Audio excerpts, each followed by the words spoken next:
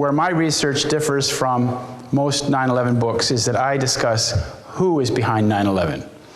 Not so much, I don't get into the details of the various arguments and this versus that.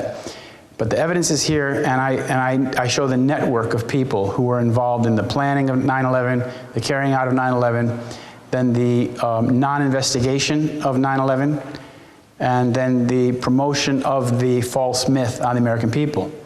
And that's why I have this image on the front of the book. It's the United States and Canada and North America basically in the darkness.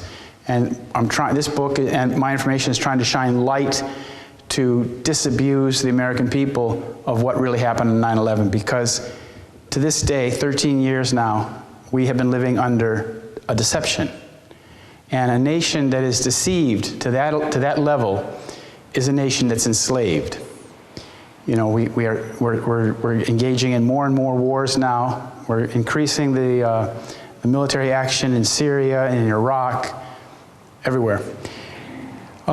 This book is the thesis in a concise form, easily read, 360 pages. There's a companion book to this one, which is a little bit larger. That's called the same title, same Library of Congress number, different subtitle. That's called Solving 9/11, the Original Articles. And it's the same thickness, but a larger format. And that book contains all of my articles that I've written about 9/11. From September 2001 through April of 2012. And that's about 135 articles that I wrote as a journalist about the investigation, about 9/11. And in that book, if you read that, this in chronological order, if you read those articles in chronological order, you will understand all of the details and all the information upon which this thesis is constructed. So those are the two books. And then I also have a book from a colleague in Santa Barbara, California. His name is Jeff Gates. This book is called Guilt by Association: How Deception and Self-Deceit Took America to War. And this book is a very good companion book to my work, because I'll just read what it says on the back here, the first couple paragraphs, so you get an understanding what this book is about. He says, guilt by association makes treason transparent. The corruption that plagues American politics is traced to an alliance with elites and extremists loyal to the land of Israel. Unable to rid politics of campaign finance corruption, the U.S. finds its security imperiled by those skilled at deceiving America into waging wars for the Zionist state. Tracing this corruption to criminal syndicates from the 1920s, Guilt by Association reveals how those skilled at displacing facts with beliefs wield clout from the shadows. Both deception and self-deceit play critical roles in enabling this criminality to expand its reach on a global scale. And this particular book was written in 2008, and it deals a lot with the election in 2008 between Obama and John McCain. And these guys wrote this book in Arizona. It has a lot to do with John McCain's criminality, which is very important understanding. You know, John McCain is the leading supporter in Congress for the Zionist war agenda, I call it. And he's the one who's been pushing for the United States to get involved more deeply in Syria. You know, now that Obama is waging war in Syria, you can thank John McCain for being the firebrand that's been pushing that. Okay. Now, just a little bit about me. You heard in the introduction is that I've been studying the Middle East, Israel and Palestine for many years, almost 40 years now. And I went there the first time when I was 18 years old. I was after high school in Chicago. I traveled. I was going on the road to India, as we did in those days, and I was in Iran in the middle of winter in Tehran. And it was very cold, and I didn't feel like going to Afghanistan in the middle of winter. And I heard that you could go down to Israel and pick oranges on a kibbutz. So that sounded to me a little bit better than the snow in Tehran. So I went back through Turkey and Syria and Jordan, crossed the bridge into Jericho, and went to the Jordan Valley as an 18-year-old just out of high school. And then I started living on this kibbutz and experiencing the Zionist reality. And this was one of the old kibbutzim in Israel, in the Jordan Valley, by the Sea of Galilee. And these are the original kibbutzim in Israel. Degania Aleph and Bet, Afakim. I was in Afakim. And the people that created that kibbutz were mostly from Eastern Europe. They were old Lithuanian Jews, Polish Jews, Russian Jews. Very, very, very saturated in the whole Zionist propaganda. And it was interesting to see that when I would go to my girlfriend's grandmother's house on a Sabbath and sit at the coffee table, they would have books on the coffee table about Israeli history. But when you looked at them, you could see that it was so blatantly propaganda. It was completely propaganda. And I realized then that the depth of the propaganda and the way that the Israelis themselves have been deceived about what Israel's all about. But of course, with the younger kids, you get a lot of give and take, and I used to sit around and argue on the kibbutz about the pluses and minuses of Zionism and how they were treating the Palestinian people. And I had a lot of experience, back and forth between Israel and Sweden. I lived in Norway in the wintertime, and I would ride my bike down to Israel in the summertime, work on the kibbutz as a lifeguard, go back to Norway in the wintertime. And when I was back in Norway, I studied Zionist history. I read books like The 13th Tribe and books about what had happened in Palestine in '48. And so by the time I was 19 in Norway, I realized that this conflict, this Israeli-Palestinian conflict, is really the central conflict of our time. It's not a conflict that can be easily resolved. It's not something that's going to be resolved by some adjustment of territorial borders, because it's like a zero-sum game. The Israelis want it all. The Palestinians get nothing. It's the party that's in power in Israel today is basically the Likud coalition. And this is the coalition of people this coalition was created and came to power when I was living in Israel in 1976 and 77. And I remember that when they won the election, my Israeli girlfriend, she was very sad. She was crying and saying that she was a labor kibbutznik. She said, this is the day that Israel died, because the terrorists have taken power. The terrorists have come to power. And I didn't really know what she meant by that, because my understanding of Zionist history wasn't so good as it is today. But what happened in 1977 was that Menachem Begin and Yitzhak Shamir, the former heads of the Zionist terrorist gang, the Irgun and the Lehi, the Stern gang, these two parties had created a coalition of all their former terrorist buddies. And Netanyahu's in there, the revisionist Zionists. They came to power in Israel. And this is when the plan for 9/11 began. The plan for 9/11 was in the works right away, because this party that came to power, the Likud party, as I said, was the party of the terrorists. And they used terrorism as a strategic tool to achieve their goals. And what they wanted to achieve is that Israel has no hinterland. Israel is a thin sliver on the sea.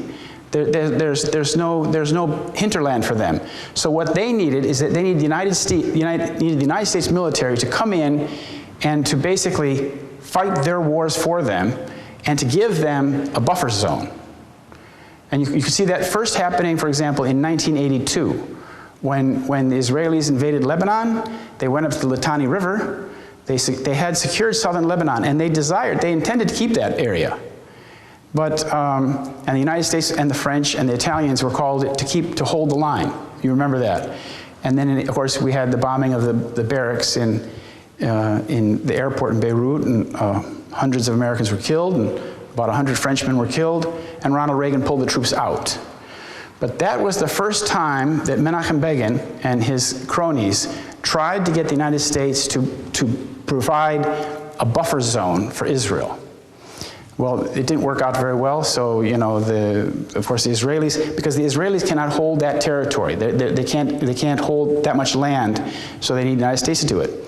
So this was the plan in the 1970s. In 1979, the head of the Mossad, the man who founded the Mossad, his name is Isser Harel, he told an American visiting minister, who is a Zionist, that Arab terrorism will come to the United States, he said. And when it does, they will bomb your tallest building in New York City, because that's a fertility symbol. Now this he said in 1979 to Michael Evans from Texas. And you have to ask yourself, well, how did the head of the Mossad know that the Arabs planned to bomb the tallest building in New York City? I mean, where did he get that information from? This is the first inclination that we have that the Mossad was actually designing a plot to attack the World Trade Center and blame it on the Arabs. And this is exactly what happened. In my book, when you read the Deception Changed the World, you'll see that from that first articulation of the plan in 1979 by the former head of the Mossad, Issa Harel, through to the preparation of the plan, to the carrying out of the plan, to the covering up of the crime, and the foisting of the deception on the American public, at every single point, at every single point where a decision had to be made to advance this lie, there was either an Israeli agent or an American Zionist who was beholden to the state of Israel. And right now, we are at a very critical juncture. Our nation is facing a very serious problem now, because Obama has given up his neutrality and is going into the war to advance the Zionist agenda. By getting involved in the war in Syria, by his bombing of Iraq, by bringing troops and building a coalition, he's bringing phase 2 of this war, or phase 3. When you think about the Iraq war, you have to consider that phase 1 was in 1991. Phase 2 was the Clinton bombing campaign that went on for years.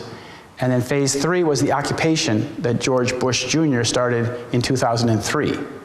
So the war in Iraq has been going on now for, what is that, 23 years.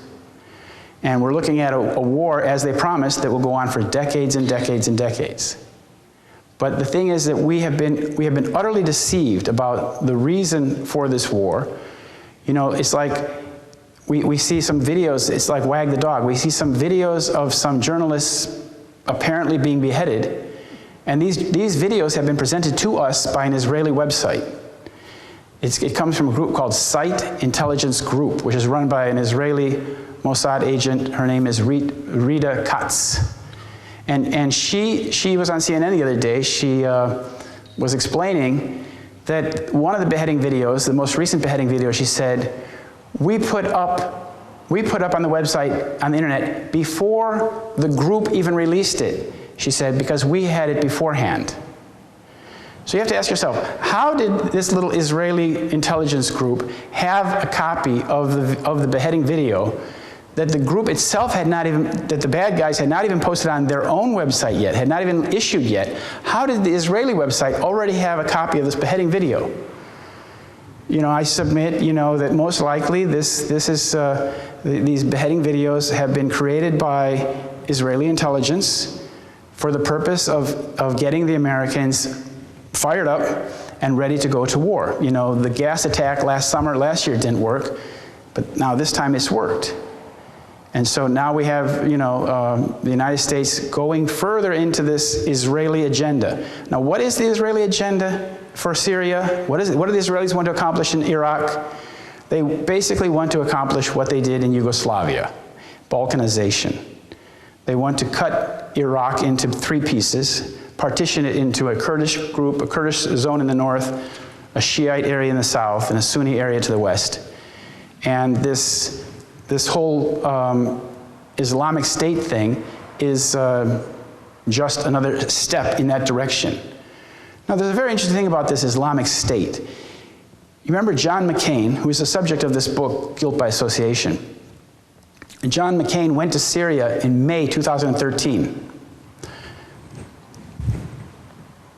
And he met in Syria with some of these rebels.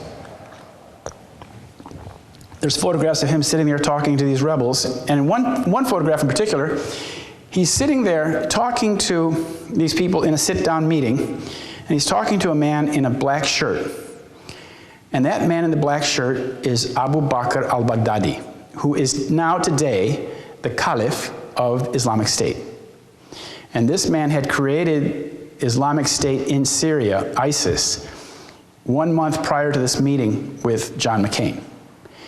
And at the time that he met John McCain in May 2013, there was already a $10 million arrest warrant for this man put out by the US State Department. So this identity, the identification of this guy in the black shirt came up about a month ago when Terry Masson, who lives in Damascus, published this on Voltaire.net. So I said, this is very interesting. So I contacted John McCain's office to find out what they could tell me about who this man was. And I got to John McCain's head spokesperson, and I said that Terry Masson says that this man in the black shirt sitting in the front left, speaking with John McCain, is Abu Bakr al-Baghdadi, the Caliph of Islam, the Islamic State. And I said, can you tell me, can you identify who this man is that the senator is speaking to? And they wrote back the next day and they said, this man is a fighter with al-Nusra Front. But they didn't give me a name. They just said, this man is a fighter. And I said, you have to understand, I wrote back, this is an inadequate answer. You're telling me that you cannot tell me the name of the person with whom John McCain is speaking? John McCain goes to the battlefield in Syria, in Aleppo, where there's a war raging between these militias and the Syrian forces. John McCain has a meeting with these guys, about a dozen of them. He's talking to one, and he doesn't know who this person is, that his staff and the CIA or whatever, FBI haven't vetted this person. We don't know who this person is. Well, the reason why they couldn't tell me the answer is because I wrote to them, I said, if you can't tell me who this person is, I have to assume that Terry Masson is right. And it looks very similar that that's the person. But because what Terry Masson has said is that these groups are like chameleons. They change from day to day. You know, what al-Nusra Front, and al-Nusra Front is calling for an Islamic caliphate as well. So what is the difference? The difference between, you know, Islamic State and al-Nusra Front is really nothing. And now we're told, our government tells us they're gonna vet who the Syrian rebels are that they want to support. You know, how are they gonna vet the rebels? They don't even speak the language. How are they gonna know if this person is good and that person's bad, and what this person could do tomorrow, what this one person could do in a week from today? You see? So we're being led down a very, very dangerous path here in regards to Syria. And you notice the timing that President Obama announced the attack on Syria at a period of time when Congress is on holiday until November. So our representatives will not have any chance to make any discussion on this until November, which means that Obama has basically a 50-day period of bombing away.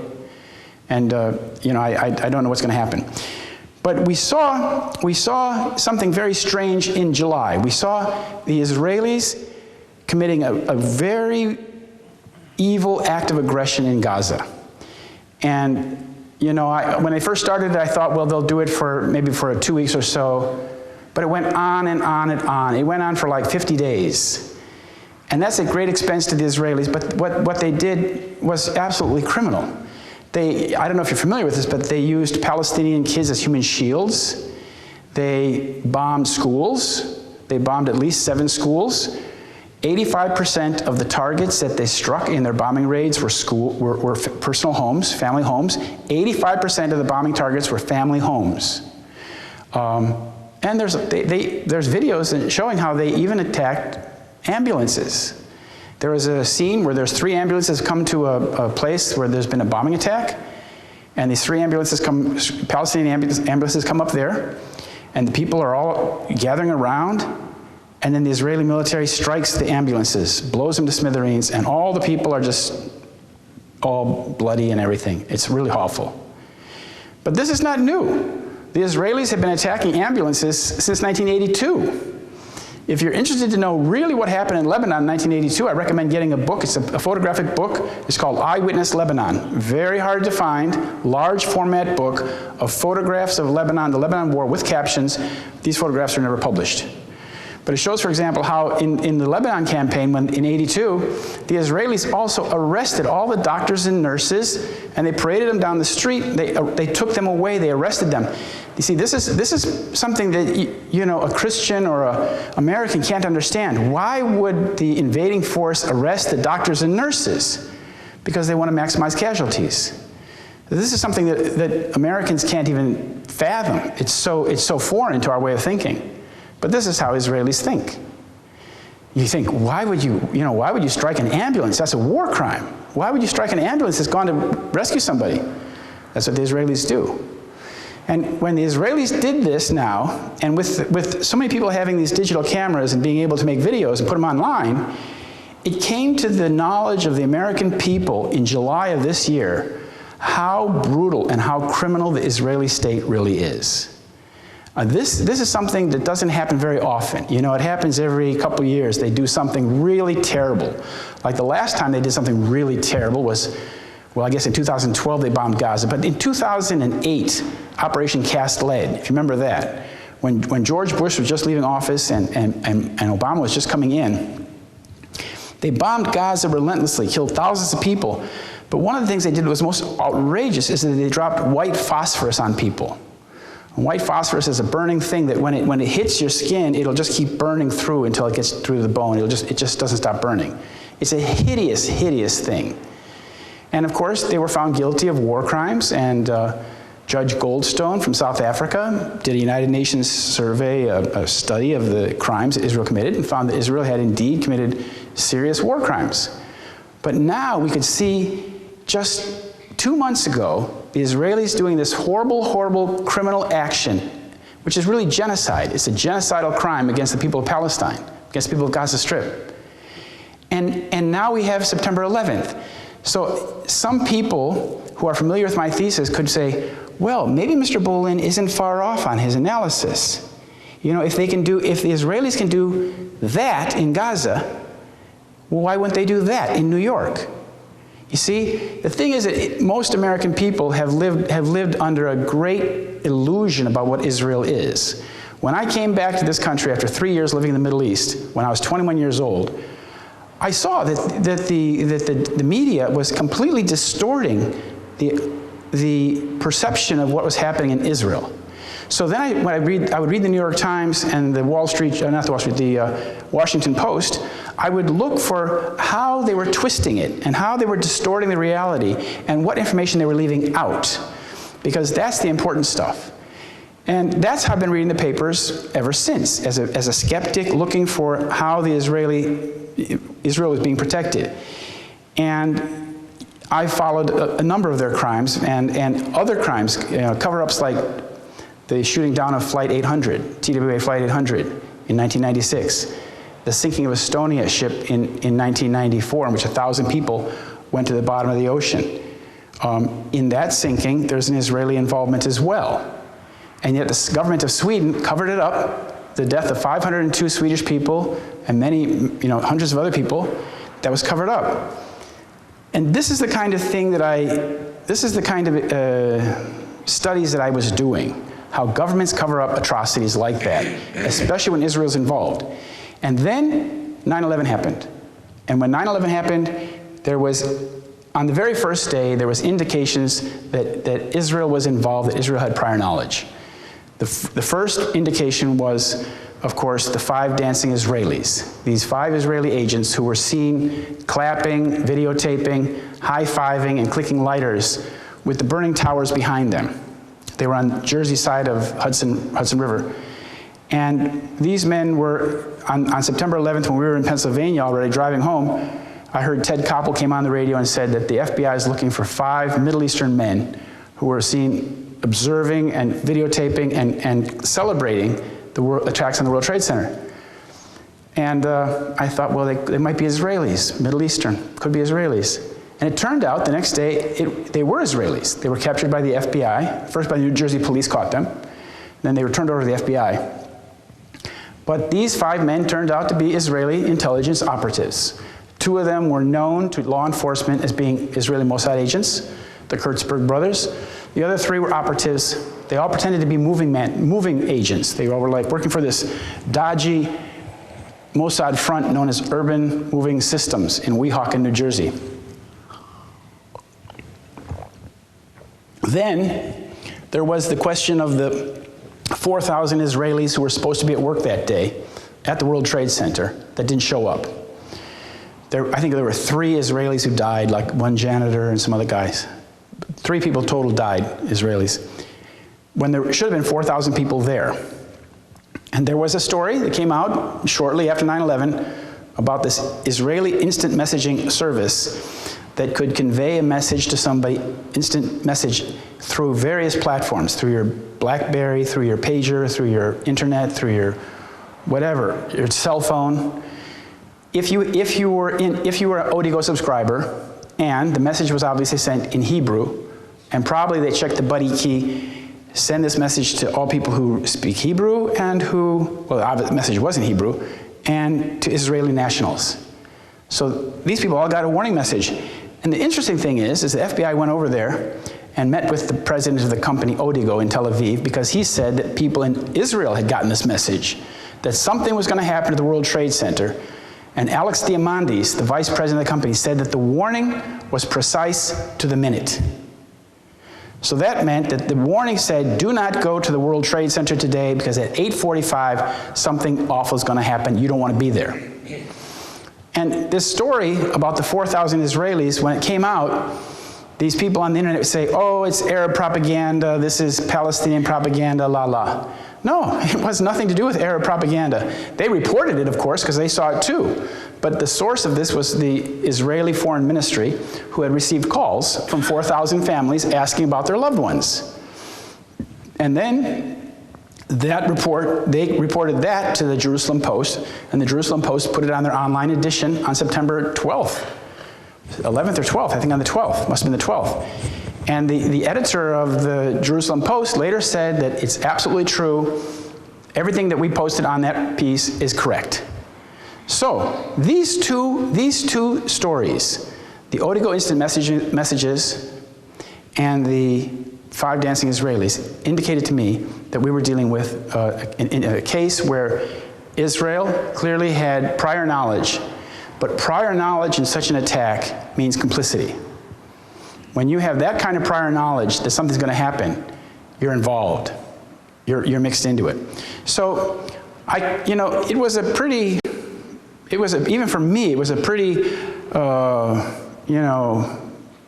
out, or not far out, but it was pretty heavy thing. So I wrote about it very carefully in the beginning, and I continued doing my research, and I found connection after connection after connection. And then within a couple years, I realized that I had pinned the tail on the donkey. That this whole thing had been basically an Israeli project that the Zionist Likud had started back in 1977. And they had wanted to do it earlier. They had wanted to do it back in the 80s. But they had been stymied by a contract. They tried to get the contract for the World Trade Center, but two Mossad agents, Shalom Ben-Dor and Avi Zvi Malkin. These are the guys that kidnapped Eichmann from Argentina. These are old Mossadniks. These are old guys. They're from the beginning. And that's who you find at the architectural level of 9/11. You find guys who are now in their 80s and 90s. These are the guys that dreamed up this whole plan. And the idea of the plan is, as I said, is to bring the United States into what's called the Israeli War on Terror, and that we, the United States, will provide for Israel this security cordon, this security buffer zone, that they can live in peace, in their peace, on their piece of land. And the Americans will take out their enemies. And this is a theory, this is not a theory, this is a project that Benjamin Netanyahu was pushing in 1979, same year that the guy talked about the World Trade Center being attacked. He had a Jerusalem conference, and the Netanyahu Institute is created by Benjamin Netanyahu and his father, his late father, Ben Zion Netanyahu, born Milakovsky in Warsaw. And they called this conference, and George Bush, Papa Bush was there, and a lot of American leaders were there.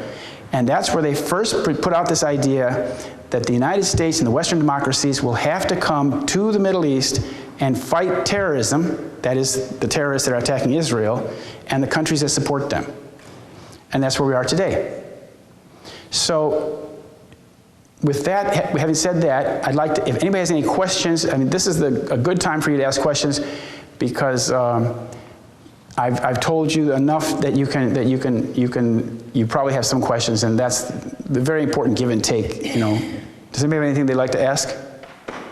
Where can you find the original research that is in the thesis Solving 9/11? And that's in the book Solving 9/11, the original articles. Those are the articles.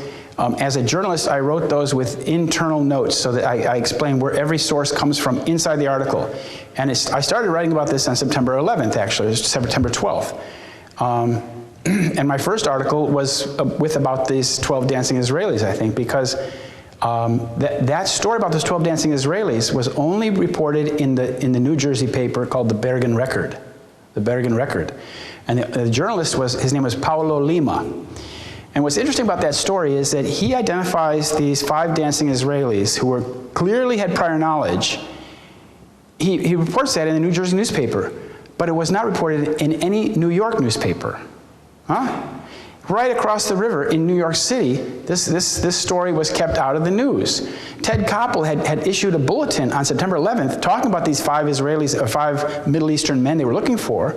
And then when they were found, nobody was interested, because they turned out to be Israelis. You see, this is what we find time and time again. This is how you see, okay, the New York papers don't report this, that must be important. Why don't the New York papers report this when it's in the Jersey? I talked to Paulo Lima, and he never revisited the subject either. It was like he was probably told by his editors, let's not write about this anymore. Similar with the BBC. There was a BBC reporter who was at the South Tower that day, and just after the buildings were struck, and he was on the news in Britain, on BBC World Television, and they asked him, what did you experience? And he said, that series of explosions that I felt, we can only guess at the human damage that was caused by those series of explosions. And all he wanted to talk about was the series of explosions that he had experienced at the South Tower. And that's all he talked about on the first day. And he never talked about it again. And he still works for BBC. You see? This is the thing. And we have lots of evidence of explosions, eyewitness evidence of explosions, lots of evidence of Israeli involvement, but our media doesn't cover that. For 13 years now.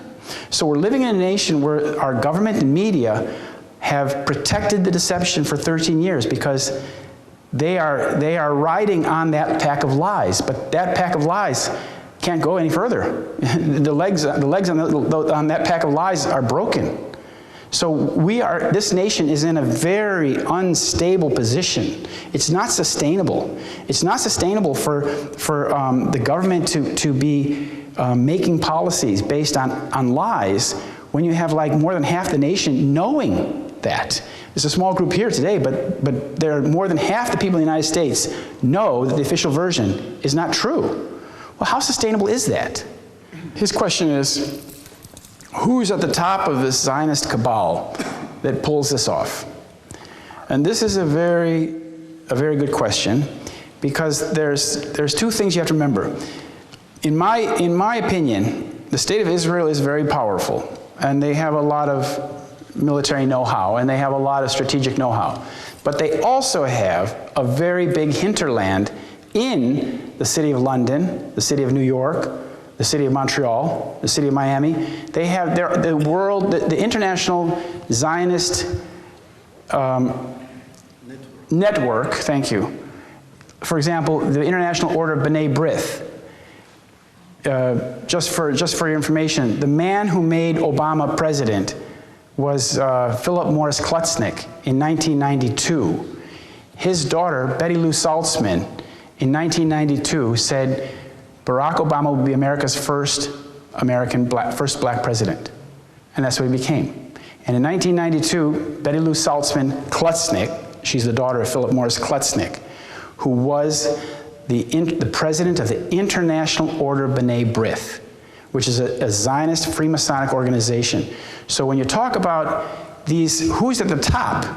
Well, which agency are you talking about? When you're talking about the International Order B'nai B'rith, which is international, secret, and Zionist, only open to Jews who are Zionists, you had Philip Morris Klutznick at the very top back in the 80s.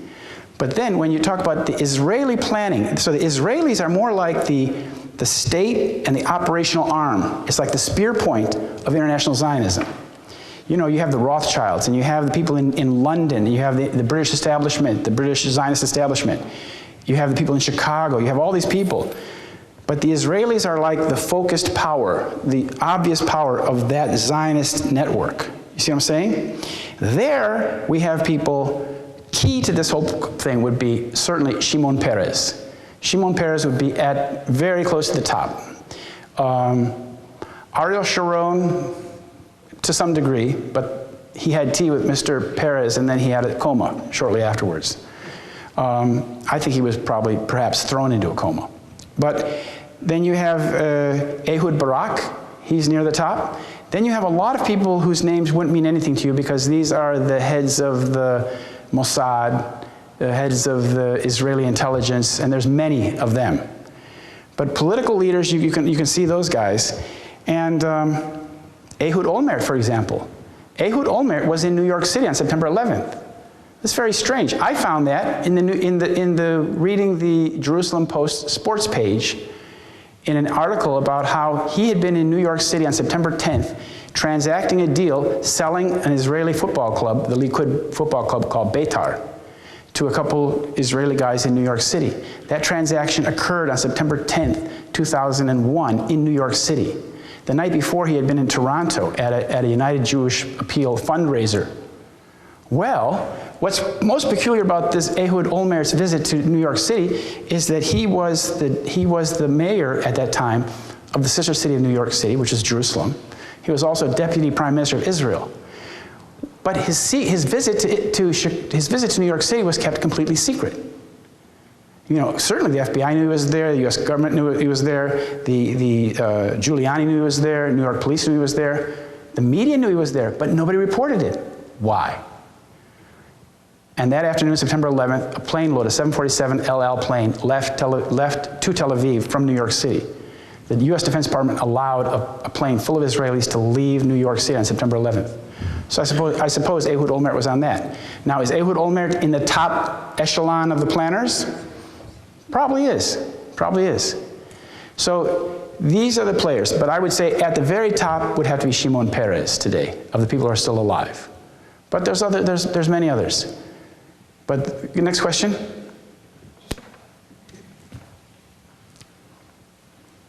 I understand that the ownership and control of the newspapers, television, and radio distribution in the United States is in the hands of 6 consolidated companies that own all these papers and stations, networks.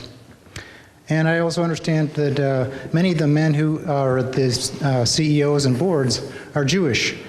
Do you have any knowledge about what's the exact breakdown, and is this changing over time, or is it a fairly constant phenomenon? Or that's a very good question, because as I said, this deception is perpetuated and foisted on the American people primarily through the media. We are informed by the media, and we are deceived by the media. The media has betrayed us. We don't have a free press in this country. And in this deception, the 9/11 deception, the primary target is the American people. They don't care what the Palestinians think. They don't care what the Afghans think. The Afghans have no idea why we're in their country. They don't think it has anything to do with, they don't know anything about 9/11. They don't understand the connection 9/11, American troops in Kabul. That means nothing to them. The Pakistanis, the Israelis, the deception is not aimed at them, it's at us. We are the target of this deception, which is why we are the ones who have to understand the deception and disabuse ourselves and our friends and our neighbors. That's the only way we're going to get out of this. Because if we are still mired in the deception, then we're trapped. Then we're trapped. We will not be able to figure our way out as individuals, as communities, or as a nation. You know, and the thing is, about the ownership of the media, I met Rupert Murdoch once. I skied his family down from the mountain in Aspen. I talked to him when he was just coming to this country and when he had just acquired the Chicago Sun-Times. And I talked to him a little bit and skied with his kids. And my question was, how does an Australian publisher of some little newspapers in Australia acquire the capital to come to the United States and take over hundreds of papers and television networks? This is what you have to understand. How this works, well, I've seen how it works in Estonia. I know the media mogul in Estonia. He is made rich by an outside source in Sweden and London. This outside source has created this man, he's a Jewish man in Estonia, to own all the newspapers, all the magazines in that country. So he becomes the kingmaker. And it's the same thing with Rupert Murdoch. Rupert Murdoch is an Orthodox Jew. He keeps that pretty hidden, but his mother was a lady named Green. She was an Orthodox Jew from Australia, and he was funded from the very beginning by the Rothschild Bank.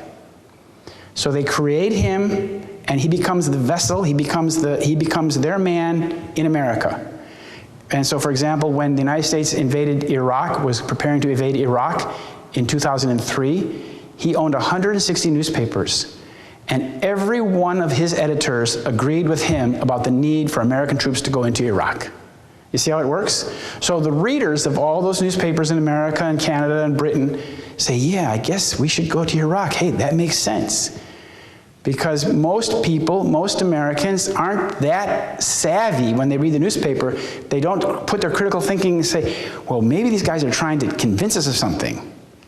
And so we've gone into these wars very blue-eyed, and we've been terribly, terribly abused. Our country's been wasted, plundered. They've taken trillions of dollars. They've killed thousands of our people and many, many thousands of those people over there.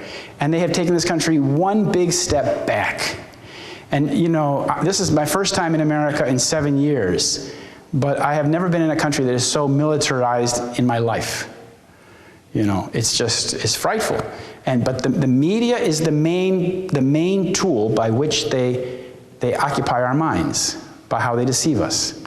And I know also that I used to work for a little independent paper, so-called independent paper. The alternative media is also controlled. So it's not as simple as black and white. You say, well, I'm not going to read the New York Times, but I'm going to listen to Alex Jones. You see, you have to understand that it's not so simple. In the alternative media, there's a great deal of control too. So it means that you really have to be able to use your critical thinking skills and sift the wheat from the chaff. You have to tell for yourself what is true and what is not true. Because, like, just for example, Gordon Duff, he's got this website called Veterans Today. A lot of people read this. But a couple years ago, and you know, just recently, he attacked me, Professor Jones, and Richard Gage of Architects and Engineers. They lumped us three together as being something called thermite sniffers or something like that. They tried to make us sound that like we're lunatics, we're liars, we're lying to the American people. Because what really happened was a nuclear bomb went up and vaporized the mast on top of the North Tower. I said, good Lord. And so I wrote to Mr. Duff, and I said, Mr. Duff, this is nonsense what you write. First of all, the mast of the World Trade Center fell down, and a big piece of it is in a museum in Washington, D.C. It wasn't vaporized at all. So, I mean, what are you talking about? But the thing is that if Mr. Duff, a couple years ago on the radio, said that something like 50% of what is on Veterans Today is patently false. And he said something like 30% of what I write is also false, because if I didn't write false information, he said, I wouldn't be alive. He said that. So, and it's like, but does the reader know? Does the reader know what statement is true and what statement is false? So he's very honest. He in that sense, he's let the reader know, you know, half of the stuff on my website is false. You figure out what's true and what's false. But for a reader to play that game, you know, if you know that somebody's giving you disinformation, just put a big D on that page and remember, that's disinformation site. But that's what I'm saying, is that it's not easy. It's not easy to know what's true. I'm just a simple guy. I grew up in Chicago. I was an Eagle Scout. I was an altar boy. I had all this experience in the Middle East, and I learned a lot about Israelis because I lived there a lot, and I had an Israeli girlfriend. I married her, and I've worked with those people, and I saw how they operate. And, you know, I was in this kind of lucky situation that when 9/11 happened, I was very tuned in to Israeli false flag behavior. I'd seen it many times. I'd seen how they did it on the USS Liberty. I'd seen how they did it in Egypt on the Lavon affair in the 1950s. They've done it many, many times. For example, when they blew up the Marine barracks in Beirut, the Israelis knew exactly what truck was going to carry the bomb. They knew what truck, what color, what type, what license number, where it was coming from. They knew everything. But they only gave the Americans the skinniest information. Beware of trucks, something like that, huh? Beware of trucks. But they knew exactly it was a Mercedes truck, coming from Bekaa Valley. The truck came, blew up, killed 180 Americans. And, you know, this is how it works. I succeeded lately in convincing Jim Fitzer to stop his attacks on Richard Gage and stuff like that, and he actually has given me a written statement that he is willing to work again with Stephen Jones and architects and engineers. I have that in writing actually, and some people in the room here has seen it. Good. I need your pledge in front of the people here that you will work with people like me in order to bring the splintered, the 9/11 groups, pilots and lawyers and we need to come together, grow up and read. Because if we just stick to little groups, Okay, I understand. Okay. That's number one.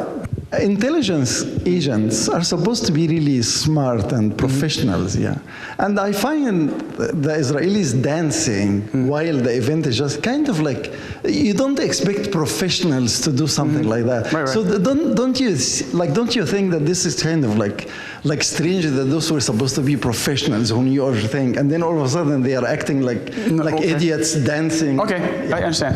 I'll take the second question first. These guys were in a van that tested positive for explosives. When the van was stopped by the New Jersey police did a test in the field, and the van tested positive for explosives.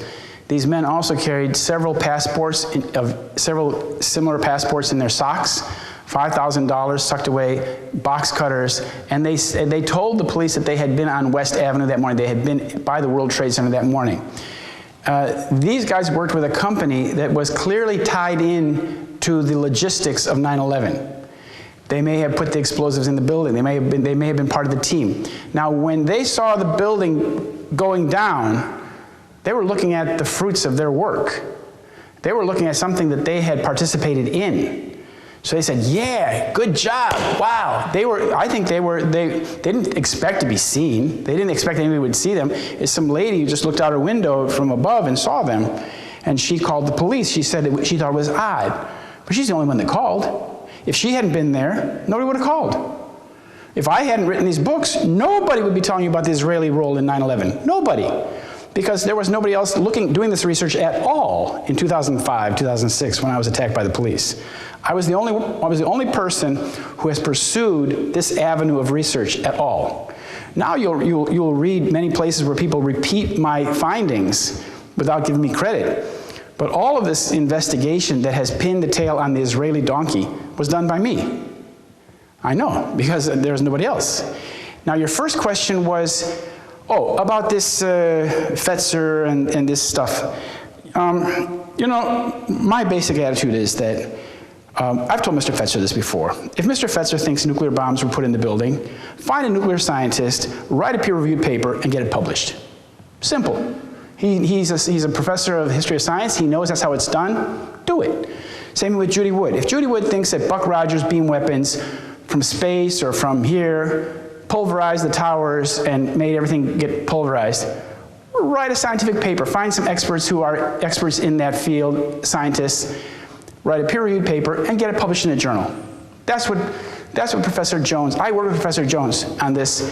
You know, I brought the scientific documents from California to him, where we found the tiny iron-rich spheres in the dust. And then he found that he wanted to get samples of the dust. He finally got 6 samples of the dust. He found in the samples of the dust these little chips that when they were heated up to 420 degrees Celsius went off with a bang. And the energy yield of those chips is higher than any known explosive. Now, I got an email from Mr. Fetzer just today, and he's still poo-pooing this whole thing about the energy release of nanothermite. Well, and when I present scientific documents, papers about the energy yield of nanothermite to Mr. Fetzer and to Mr. Duff, they say, oh, Bolyn's evidence is paper thin. It's from the Department of Defense, for crying out loud. Well, what I'm talking about is instead of us splintering ourselves because everyone has a theory of what happened, let's actually focus on our agreement, which is the official story is a pilot. Of course. That's what we need Of course, I understand. The official story, we all know the official story is false. And I agree with that. I have no qualms with that. But when people attack me and Professor Jones and Richard Gage and call us names and say that we're fraudsters, then I have to defend myself. That's all. That's all. Next question. He's asking about Israeli involvement in the 9/11 complot conspiracy, and does it extend further than just the prior knowledge that I've already explained? And are American elites or other elites involved in this wittingly? And my research has found, as I said, in this matrix, in this fabric of 9/11, at every critical juncture, you find an Israeli or you find a Zionist who's tied to the state of Israel. That is like the signature characteristic of 9/11 research. So what it indicates to me is that the whole thing was set up very elaborately, very sophisticated over a long period of time. And so, but where it really becomes very clear, as you said, beyond the prior knowledge, is in the cover-up. For example, all that was left at the World Trade Center after 9/11 was basically dust and steel. This is what the guys that were picking it up said, just dust and steel. Okay, we saw the dust, we found nanothermite in the dust, we found molten metal balls in the dust. That's the characteristic of the World Trade Center dust. The steel, on the other hand, was the crime scene where 2,700 people were cooked alive. They were cooked alive in that building. That's very hard to understand or to fathom, but we know that's what happened because, for example, on the South Tower, where the plane crashed in, about 10 minutes before the building came down, the floor broke, 82nd floor broke, and molten iron started to pour off the building at the east corner of the building. It just starts pouring off the building like a cascade, just white hot molten steel, molten iron, tons of it. Well, that steel is at least 1,200 degrees Celsius, which means that the people who were trapped above the 82nd floor were being cooked by that 1,200 degree heat, because that heat would go right up through the ventilation shafts and the elevator shafts. Well, so we're looking at a place where 2,700 people were killed, 250 of them had to jump because it was so hot inside the building. But rather than treating that crime scene as a crime scene, the steel was recycled quickly. It was sent to 2 Zionist-owned junkyards in New Jersey, where the steel was cut into pieces 5 feet and shorter, mixed with other scrap, and sent to Asia. Mind you, this was being done at a time when the price of scrap steel was the lowest it had been in 50 years. And the companies, the scrap companies, are paying $25 a ton to ship it to China.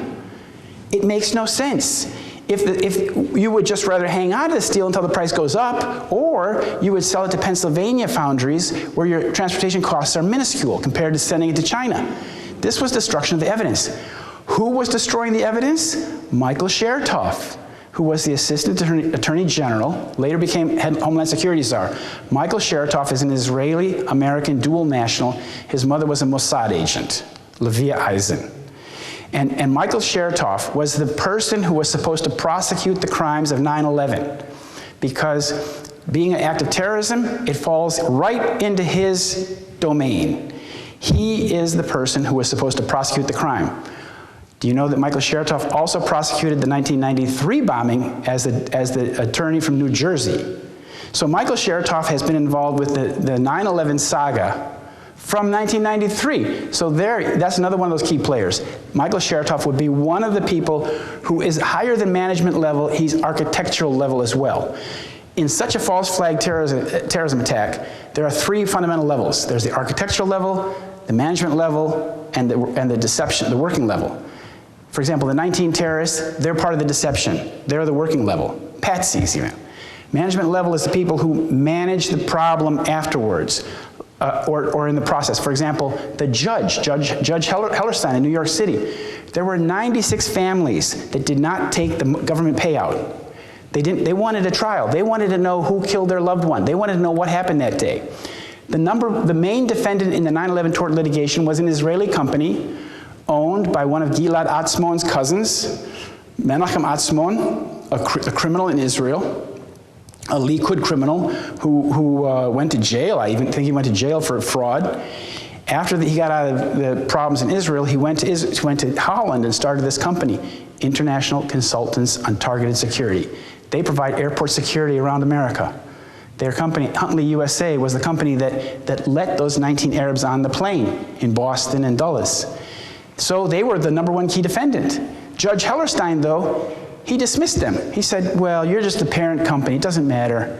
You can go home. So what Judge Hellerstein did is, as he was waging his war of attrition against those 96 families, one family at a time, settle that family, settle that family, settle that family. It turned out about a year ago or so, there was only one family left, the Bavis family from Boston. They finally settled because the 9/11 litigation had been cut down so that it became meaningless. They were talking about nothing anymore. That's how they work it. Judge Hellerstein, his son lives on a settlement on the West Bank, illegal settlement. His son's an Orthodox Jew. His son is a lawyer, and he's a lawyer for the company that was the defendant in his father's litigation. This is a clear conflict of interest. His father is overseeing the case of the 9/11 tort litigation. The key defendant is ICTS, while the judge's son is in Israel working for that company as a lawyer. And the New York Times wouldn't touch it. But a lawyer in Southern California took up Ellen Mariani's case and took that to the District Appeals Court based on my evidence. And they denied the case being entered in, and they sanctioned Ellen Mariani and Bruce Liechty for being anti-Semitic for even bringing it up. Huh? I'd like to get to what seems to me a central kind of issue, and who was behind it and how it was done, which is, I think we're agreeing, most people in the room, what I hear you say is that some kind of probably nanothermite material was used to bring down the towers. Okay, and that, in part. It's not the only thing. It's not the only thing. Okay, let's just, even that. Right. Okay, and that had to take considerable amount of time to put into the buildings. Now, my understanding is the heads of security for the Twin Towers was George W. Bush's cousin. Okay. I'm assuming he's not Jewish. Okay. And all the work in the elevators. Okay. This seems to me, but just take that one case. Yeah. How is that done? Yeah. By Israel. Right. Good point. First of all, who made this nanothermite? That's the question. Where was it made? It was made in 2001. It was the kind of thing that was made at Livermore Lab and technical laboratories like in Texas, and there's some places in Dresden that make it, in Germany. There's, but it's very complicated. It involves mixing materials and getting materials to line up molecule by molecule in a gel or a solid gel. And it became a paint. It was a paint, what they were applying. Now, who had the capability to do that? Who put it in the building? Let's ask the basic questions first. Yes, how? First, we have Larry Silverstein obtained the contract for the buildings, the lease for 99 years. He obtained that on the 26th of July, 2001. At that point, he had control of the buildings. He had complete control of the buildings. Now, I've heard the Stratosec thing before. I know about the Stratosec company. But the actual operational security for the building was run by a company called Kroll & Associates, who were they're part of the AIG Marsh McLennan group on the top floor. The first plane flew into Marsh & McLennan's building. Marsh & McLennan was headed by the son of Maurice Greenberg. It's one of the companies of the Greenberg chain. Maurice Greenberg is the guy that owned AIG, who was bailed out for $180 billion in 2008, 2009. Maurice Greenberg, he has a big chain of companies, and Marshall McLennan was one of them. The first plane went into the computer room of Marshall McLennan. The second plane went into the computer room of Fuji Bank. Okay, so both planes went into rooms that were secure data centers. In the Fuji Bank room, we know, I've spoken to both banks, both rooms. The Fuji Bank room is very interesting because it was a reinforced floor, and during the summer before 9/11, they had been moving in big, huge, heavy boxes, which they were told were batteries. And the technician who I spoke to said, you know, the weird thing is that they put all these heavy batteries on this reinforced floor, but the batteries are never turned on. And that's the floor that the plane went into in the South Tower. And when the plane goes into the South Tower, we see these tremendous explosions coming out the side and the front of the building. Where the plane has just gone in, we see incredible explosions coming back out here. And those explosions are creating a lot of white smoke and bright orange flame. That's thermite. That's thermate with an A. That's thermite. So somebody had access to those buildings and put in these explosives in those secure computer rooms. Now, the secure computer rooms probably played a role. They probably were acting also as a homing device for the planes, the drones, to go right into that room. But you had to have these explosives in the room to create the spectacle. You had to have that spectacle. Otherwise, you would just have had the kerosene burning, with the dark orange flame and the soot, which is what we see coming out the other end of the building. But if you look at the picture of the North Tower being hit, the first building being hit, when you go home tonight, look at the pictures, or next time you have a chance, look at the plane hitting the North Tower, and you see on the left side of the building, you see a huge white cloud being shot out of the building. It looks like a gigantic cotton bale, like 3 stories high and as wide as the building. Pure white. What's creating that? That is when thermite or thermate go off, when they detonate, they create white smoke and molten iron. That's what you get. And so that's not nanothermite, that's just thermate. It's used in Hollywood spectacles. So who put this in there? Who got into the World Trade Center and spray painted or applied this stuff inside the elevator shafts? Who could have done that? Ask Larry Silverstein. Larry Silverstein had control of the building. And people who worked in the building, they all come up to you and tell you that, like, you know, for weeks before 9/11, this whole bank of elevators was not being used. You couldn't go use it. It was blocked off. Nobody could ride in those elevators. Well, you know, the only people who can tell us who was doing that are Larry Silverstein and people that were working with Larry Silverstein, because it's his property. Now, one thing I had to tell you about when the Mossad does an operation like this, they want to own everything. They want to own the venue.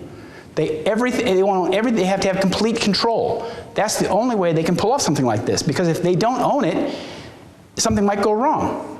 And like I said, in 1986, Atwell Security of Mossad, by Shaul Eisenberg, they tried to get the contract for the World Trade Center, but only when they found out that Shalom Ben-Dor, one of those Mossad guys, had committed murder in Israel, did the Port Authority say, no, we'll tear this contract up. We won't give it to Atwell Security. Because if they had gotten the contract for security back in 1986, then 9/11 would have happened 1990, 1988, 1990, much earlier. So you see, these things were interrupted. But the nanothermite worked very well. The question is how they put it in there, I don't know. I have a very interesting article in my book about I can't get into such detail right now, but there's a company called LVI, headed by Burton Freed.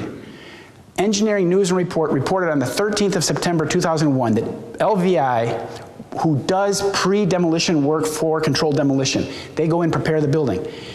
Engineering News and Report had reported that that company, LVI, headed by Burton Freed, had done extensive asbestos abatement work in the towers in the year prior to 9/11.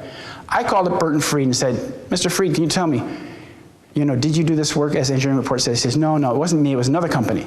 So you have to track down these people and find out who's telling the truth, who's not, who did it, did he do it? I don't know. But somebody got in there, somebody put the nanothermite in there, somebody put the explosive charges in the elevator shafts, somebody put the thermite in the floors.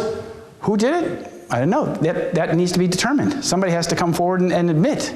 Another question? You say you understand the Israeli people and mentality. Now, my feeling is that usually it's the government that's the malicious one, not the people. I had an Israeli girlfriend too back then. Do you think, is there a 9/11 truth movement in Israel?